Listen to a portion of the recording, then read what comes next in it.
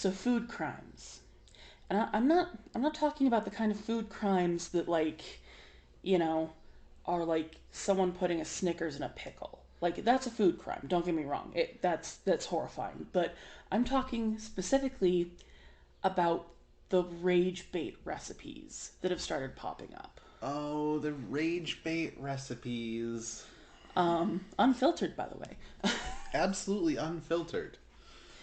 So these are the recipes that you see on social media mostly. A lot of it on TikTok, Facebook, YouTube. YouTube. I've seen some posted on Reddit, although they usually understand that it's rage bait. And the whole point of it is to basically make people mad. And it's presented as like a serious, like, hey, I'm making this recipe, isn't it so great?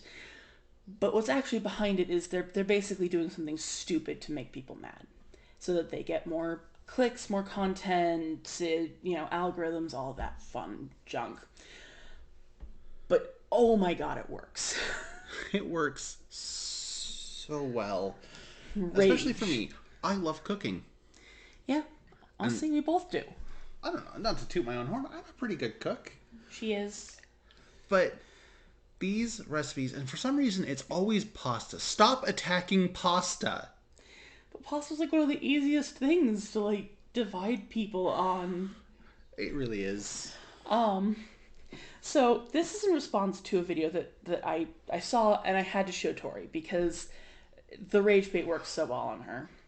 And basically, this recipe was this woman took like cooked rotini noodles, put them in a bundt pan, mixed in a cup of milk, a cup of oil, like a bunch of cheese chunks, way too much Chunks. parsley. Like you could buy like individually wrapped chunks of cheese this size. They were huge. Yeah, they were just like giant cheese cubes, and like a couple of eggs, and just it was ridiculous, and it was like severely underseasoned.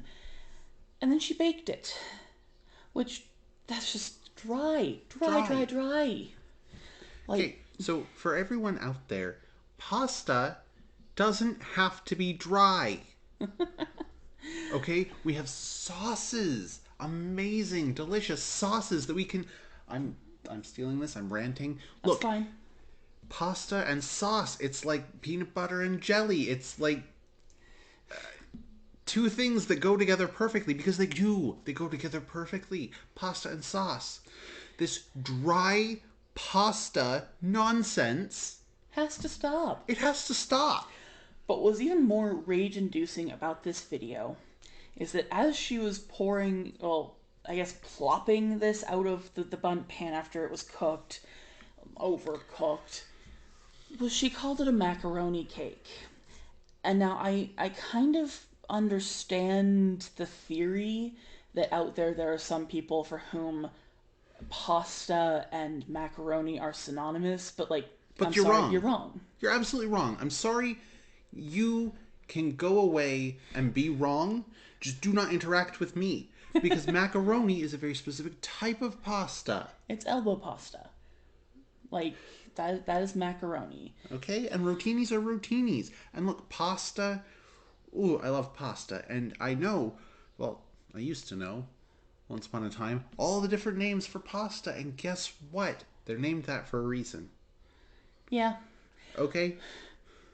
Also, like, if you don't know the specific noodle, just call it noodles, call it pasta. That's fine. Yeah, noodles, pasta, it's fine. But guess what is not macaroni? It's rotinis. Rotinis are not macaroni. Yeah. Rotinis are not macaroni. They are rotinis. Um, and that's just one example of these videos. There was another, like, honestly, they're all over the place, but there's another one that we were talking about last night that had popped up a long time ago where a woman was like, she took a bunch of, like, a couple family sized bags of Lay's potato chips, crushed them up, boiled the heck out of them, then like rinsed all the stuff off, and tried to pretend that that was mashed potatoes. What's worse, she tried to pretend that that was more cost effective than buying potato flakes. I have nothing against potato flakes, by the way. Potato flakes are a great time saver. They are. And, yeah, you still need to put in a little work to make them taste really good, but, like, they're fine. Potato flakes are fine. Yeah, they're just dehydrated potatoes. It's good for food storage.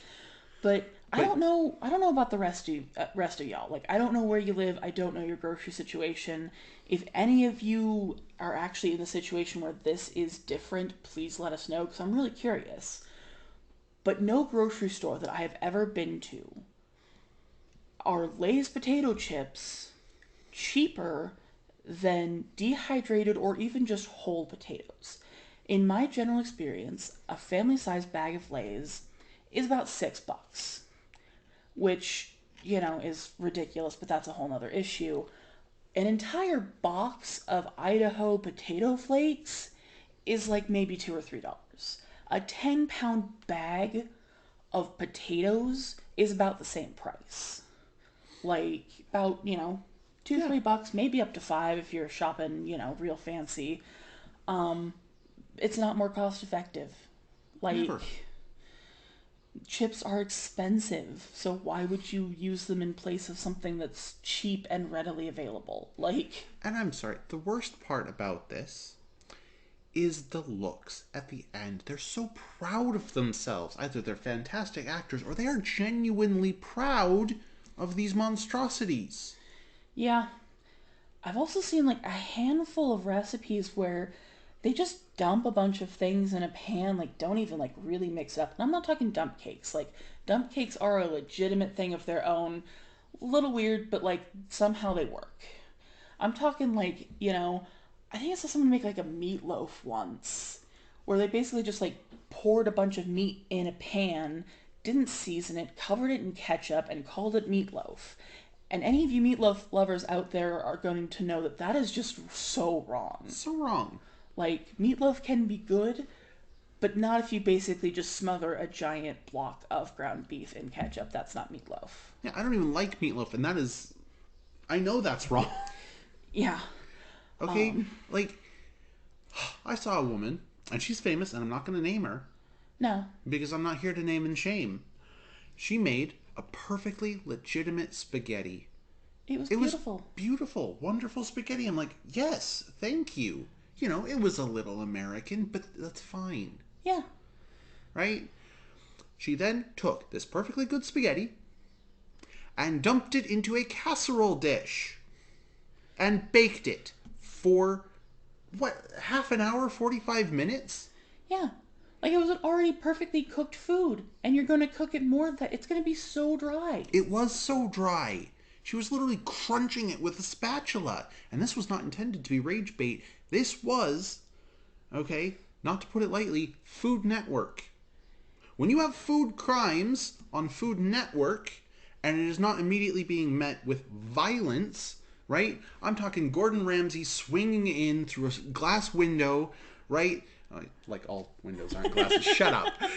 Just, if it's not Gordon Ramsay swinging through a window, SWAT style, and instantly putting half a dozen bullets. This is very American, by the way. I'm so sorry. Yeah, Gordon Ramsay would not be that violent. He might swing in and start yelling. He might pull the whole idiot sandwich gag, but he's probably not going to start shooting people. Like, if he's not immediately calling them a donut and just, like, punching them repeatedly, like, it should not be on Food Network. Oh. By the way, Food Network, contact me. That show is up for option. I mean, you'd have to get Gordon Ramsay to agree to it. I'm sure I could find some posh British chef. Like, It's willing to, like, punch people out over bad food. yeah. Or, like, worst case, we'll just have, I don't know, we'll have chefs on the writers, right? The writers will be chefs. And we'll have Russell Crowe do it. I mean... Not British, I know, but, But he'd do. Yeah. You'd pay to watch that, wouldn't you? I probably would. And that's terrible. That's what I'm saying. Food Network, contact me. But back to the whole food crimes thing, there's another one that popped in my head, and I guarantee this one was rage bait. Like, there's no way that this was serious, and it was disgusting. So this woman was making nachos. I say that with air quotes. I know you can't see them, but I have to let you know they're there. Oh god, is it the one where she just like slathers all the ingredients on a table and like finger paints like she's in kindergarten? Yes!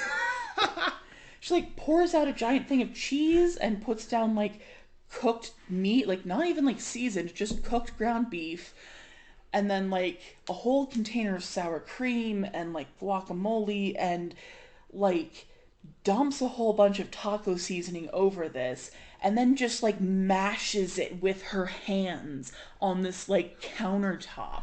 Honestly, it's a nice kitchen too. Like it's a good, like Oh, it's a fancy beautiful kitchen. Which makes me wonder if maybe she's just so poor that she can't actually afford dishes. Just spent all of her money on making the kitchen nice. Yeah, so she's like, crap, I can't actually like cook in this kitchen because I don't have dishes. Because I spent all the money making a nice kitchen. I mean, So like, you hear that? We think you're poor. Yeah. That you're doing this. So like, you know. Also, and that's coming from us. We are poor. Oh, so poor. So poor. Dirt poor. We're living in Tori's mother. Yeah, we're living in someone's living room right now. We're that poor. We're college students. Like, give us a break. Yeah, we don't even have our own room. Yeah. That's why we have to do this in the garage. Yeah. We're literally sitting here with like the jankiest, most ghetto AC imaginable, which we built ourselves. We did. And to make this livable, because we're in the middle of a desert. Yeah. It's actually reasonably, like, it works better than it should. It works better than it has any right to, but, because we do not have our own room within which to even record this podcast. We are in a garage in the desert. Yeah. Granted, we are working on it. Like, we're not slacking, we're not, freeloading. We are genuinely trying to get back on our feet. But any of you out there who have ever been poor or, are in like the millennial or younger generation, you probably understand that like it's rough out there right now. Like, it's so rough. We're trying, but it's rough. The economy is in shambles, especially when you're like us, where the only skills we have are, I guess, talking. Yeah. Art. I do art too. Yeah. But who pays for art in this day and age? Yeah. Especially with the AI art, although it's still, AI gets ridiculous sometimes. Yeah. I can at least draw moderately good-looking hands. Her hands have the right amount of fingers 99% of the time. Yeah, and if they don't, it's intentional. It's a design choice. Of course. Yes. All right, well, that should be all for this week. By the way, since we complain about being poor, let us plug our Patreon real quick. If you want to support our independence, or if you really just hate us and you want us to shut up, like, go check out our Patreon. You get bonuses, you get exclusive Discord channels, you get episodes early. Eventually we'll add some other cool stuff once we actually get some, Yeah, once we get going. some momentum, there will be merch. Oh, absolutely, 100%. Also, Tori likes to animate and is going to start animating funny bits of our podcast. So, like, keep an eye out for that on YouTube. Oh boy, now I actually have to work. Yep. So yeah, join us on Discord and on Patreon. The Discord is free if you can find the link. Good luck.